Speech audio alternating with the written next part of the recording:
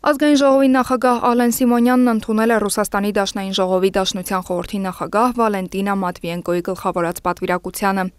Ազգային ժողովի նախագահը նախառանձնազրույց է ունեցել ռուս գործընկերոջ հետ, ինչին հաջորդել է ընդլայնված կազմով հանդիպումը։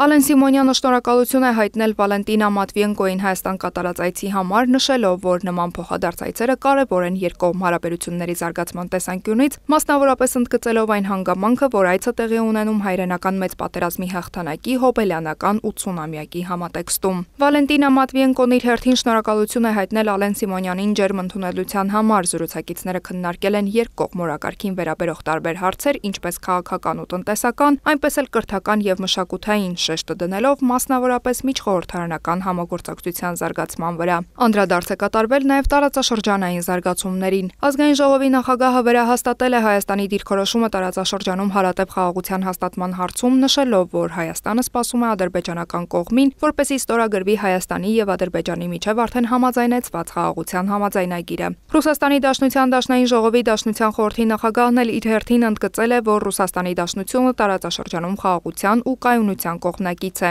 Ալեն Սիմոնյանը ռուս գործընկերոջ ուշադրությունն է հրավիրել Ադրբեջանում գտնվող գերիների, ապօրինի պահվող եւ անհետ կորած համարվող անձանց խնդրին։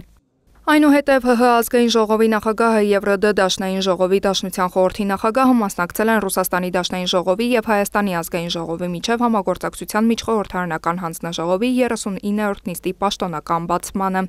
Ալեն Սիմոնյանն ու Վալենտինա Մատվիենկոն շրջել են նաև ազգային ժողովի շենքում ու մասնակցել ճանապարհ դեպի Սանահին, մեկ մանկատան պատմություն խորագրով ցուցահանդեսին, որի նյութերը տրամադրվել են Սանկտ Պետերբուրգի մշակույթի կոմիտեի եւ Լենինգրադի պաշտպանության ու շրջափակման պետական հուշահամալիր թանգարանի կողմից։